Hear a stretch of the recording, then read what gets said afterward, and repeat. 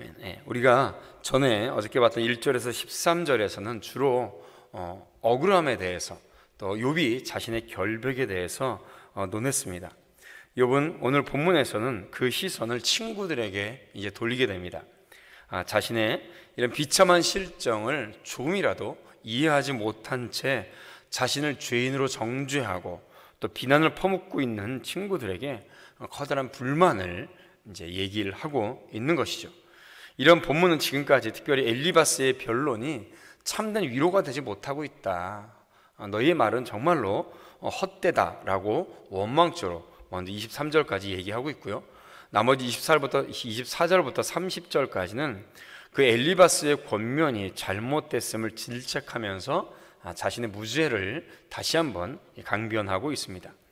먼저 욥은 친구들의 잘못된 변론을 이 변덕스러운 개울물 같다라고 비유하고 있습니다. 15절부터 이제 20절까지 그 내용인데요. 특별히 15절에 보면 내 형제들은 개울과 같이 변덕스럽고 그들은 개울의 물살같이 지나간다 라고 말씀하고 있습니다. 여기서 개울물은 중동 지방, 이 사막지대에서 흔히 발견할 수 있는 이 와디라고 해서 계절천입니다. 이 계절천은 장마철, 우기가 되면 비가 갑자기 그때는 많이 내리죠. 장마처럼 많이 내립니다.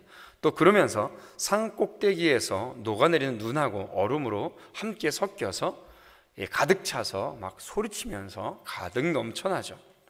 그러다가 건기가 되면 땅이 스며들고 다 증발하여서 마치 언제 그렇냐는 듯 이 하천이 바짝 말라버립니다. 그 전에 물이 넘쳤을 때 그 지역을 지나가던 대상들, 장사를 하는 상인들이 이제 우기 때 그 천이 넘쳐나는 것을 보고 지나다가 이제 목이 마르니 또 자기가 타고 있는 이 낙타나 약대들이 물을 마시게 하려고 그 기역을 더듬어서 그리로 갑니다. 그런데 그곳은 이미 바짝 말라버리고 아무것도 없는 먼지만 날리는 황량한 곳이 되어 있죠. 욥은 친구들의 말이 마치 너희들이 말하는 것이 속임을 당하는 계절천과 같다라고 말을 하고 있는 것입니다. 욥은 친구들에게 기대했던 것은 바로 고통을 식히고 활력을 줄 생수였습니다. 작은 친절을 원했던 거죠. 그러나 지금 친구들을 바로 이와 같이 수량의 변동이 매우 심한 계절천에 비유하고 있습니다. 그들의 변심을 역으로 비난하고 있는 것이죠. 욥은 친구들의 친절이 전에 조금 필요할 때는 넘쳐서 주체할 수 없더니 막상 내가 필요할 때는, 아주 필요할 때는 마치 메마른 강바닥 같아서 자신을 더욱 낙담케 한다라고 비난하고 있습니다. 풍성하고 편안할 때 욥이 많은 것을 가지고 있었고, 그리고 풍성하고 부자였을 때, 평온했을 때는 많은 친절을 베풀다가 정작 이제 힘들고 고통스럽고 어렵고 정작 진정한 위로가 필요할 때는 작은 친절조차 베풀고 있지 못하는 그런 친구들에 대해서 가슴 아파하고 있는 것이죠. 정작 우리의 삶도 마찬가지입니다. 누구에게 위로와 누구에게 이러한 충고가 필요할 때는 가장 기본적으로 그 마음에 사랑의 율법이 먼저 필요한 것입니다. 마태복음 10장 42절에 주님께서 이렇게 말씀하시죠. 누구든지 제자의 이름으로 이 작은 자 중 하나에게 냉수 한 그릇이라도 주는 자는 내가 진실로 너에게 이르노니 그 사람이 결단코 상을 잃지 아니하리라 라고 말씀하십니다. 필요한 것에 주는 것이 위로고 정말로 제대로 된 충고죠. 우리의 신앙생활도 마찬가지입니다. 평소에 편안하고 또 풍요로울 때 교회 나와서 신앙생활하는 거 쉽습니다. 그렇죠? 그리고 상대방도 평안하고 풍요스러울 때 모든 것이 갖추어졌을 때 서로 위로하고 서로 좋은 얘기 해주고, 그렇죠? 서로 함께 평안함을 나누고 그렇게 얘기하는 것은 쉽습니다. 언제든지 교회 나올 수 있고 언제든지 예배 드릴 수 있고 언제 가진 것을 나눌 수 있고 할 때는 편안합니다. 또 자신을 나타낼 수도 있죠. 그러나 정작 어려움이 닥쳤을 때, 예배가 막혀있을 때, 교회에 어려움이 당할 때, 정작 서로에게 정말로 위로와 평안의 말이 필요할 때, 결정적일 때 그 자리를 지키지 못하는 사람들이 있습니다. 거기서 참된 신자, 성도와 거짓 신자가 나뉘어지게 되는 것이죠. 원하기는 우리는 참으로 믿음의 참된 성도가 되기를 축복합니다. 어려울 때도, 힘들 때도, 평안할 때도 함께 위로하고 함께 기도하고 함께 주의 길을 가기를 축복합니다. 계속해서 욥은 친구들 자신의 두려움 때문에 자신을 죄인으로 정죄하려 한다라고 말하고 있습니다. 만약에 욥의 주장대로 욥이 어떠한 잘못도 저지르지 않았다는 것이 밝혀진다면 욥이 당하고 있는 고난에 대해서 그들이 가지고 있는 가치관으로 지금까지 말했던 것, 주장했던 모든 것들이 일순간에 무너지게 됩니다. 그렇기 때문에 욥이 죄를 인정하기를 원하는 것이죠. 이런 곤혹스러운 상황을 모면할 수 있기 때문에 친구들은 욥을 죄인으로 몰아붙이고 있는 것입니다. 또한 욥의 친구들은 하나님께서 욥을 자신의 가치관대로 얘기한다면 욥이 큰 죄를 지어서 벌을 받고 있는 상황입니다. 만약에 욥에게 지나친 우정을 베풀고 위로하다가 자신들도 하나님의 재앙 속에 말게 되면 어떻게 될까라고 그 재앙을 두려워해서 도리어 욥을 비난하고 있는 것이죠. 참 안타까운 상황입니다. 결국 이 말은 욥이 자신에 대한 친구들이 이기적이고 약삭빠른 우정을 비난하고 있는 것이죠. 욥은 자신에게 허물이 있다면 서슴없이 충고를 받아들이고 회개할 용의가 있었습니다.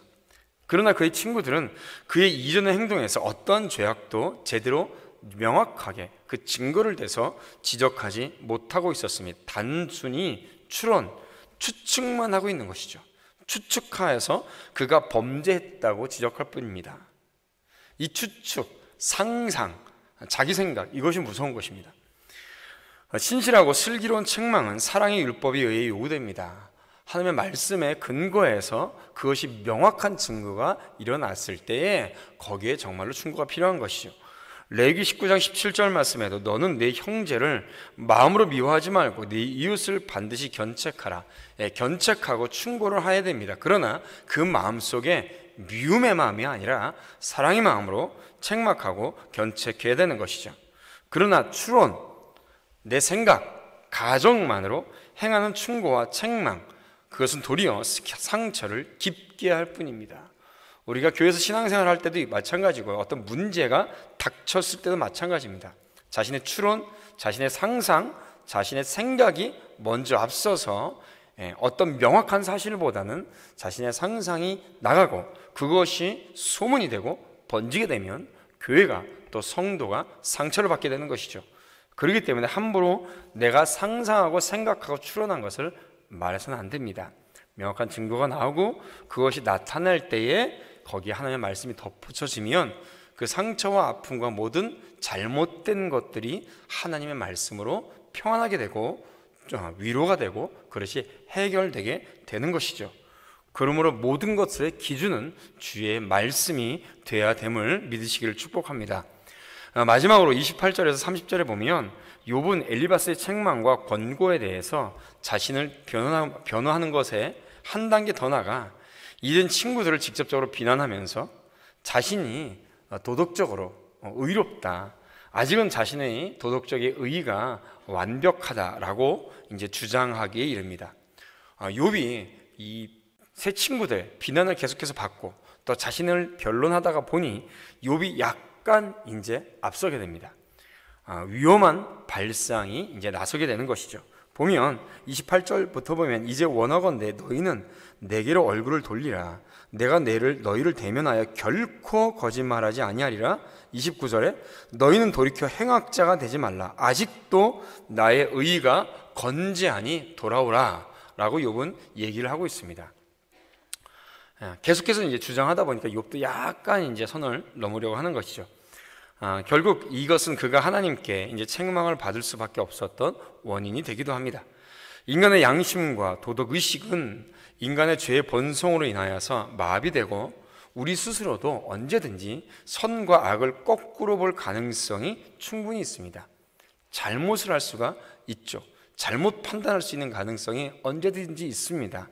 특별히 나의 문제가 닥쳤을 때 그것을 내가 굉장히 객관적으로 바라보기라는 쉽지가 않죠. 따라서 신앙인은 그의 양심과 도덕적 판단을 먼저 하나님의 말씀의 기준으로 삼고 하나님을 신뢰하고 의뢰하지 않으면 안 됩니다. 시편 기자가 시편 143편 8절에서 고백했던 것처럼 아침에 나로 하여금 주의 인자한 말씀을 듣게 하소서. 내가 주를 의뢰함이니이다. 내가 다닐 길을 알게 하소서. 내가 내 영혼을 주께 드림이니이다 라고 우리가 겸손하고 고백할 때에만이 우리가 의롭게 살아갈 수가 있는 것이죠. 주의 말씀만이, 하나님의 말씀만이 선과 악, 의와 죄를 구분하는 기준이 될 수 있습니다. 나의 생각, 내가 가지고 있었던 가치관, 사람의 생각이나 추론, 상상은 일말의 기준도 되지 못합니다. 오히려 더 큰 문제를 일으킬 뿐이고 더 큰 상처를 벌어지게 할 뿐이죠. 욥의 친구 엘리바스는 이런 우를 범하고 있는 것입니다. 결국 자신의 잘못된 이론을 정당화하는 거짓과 변명으로 일관되게 되고 마는 것이죠.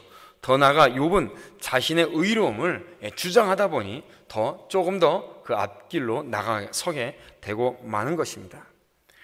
이런 모습은 그 누구도 아닌 죄 가운데 살아가고 있는 우리의 자신의 모습입니다. 우리도 함부로 생각하고 함부로 상상한 것을 말하다가 우리가 입술로 범죄할 수 있습니다. 다른 사람의 마음에 상처를 더 멀어지게 할 수가 있는 것이죠. 또는 욥과 같이 자신의 의를 주장하다가 내가 하나님보다 더 의롭다라고 자칫 잘못 말할 수가 있는 것입니다. 오늘도 우리가 죄 가운데 우리가 또 이제 하루를 시작하면서 살아갑니다. 원하기는 우리의 입술에서 이러한 거짓과 변명이 나오지 않기를 바랍니다. 우리의 입술에서 오직 하나님을 신뢰하는 믿음으로 승리하기를 바랍니다. 하나님의 말씀 안에서 여러분들의 삶을 인도함 받고 오늘도 승리하는 우리 복된 하루가 되시기를 주님의 이름으로 축원드립니다.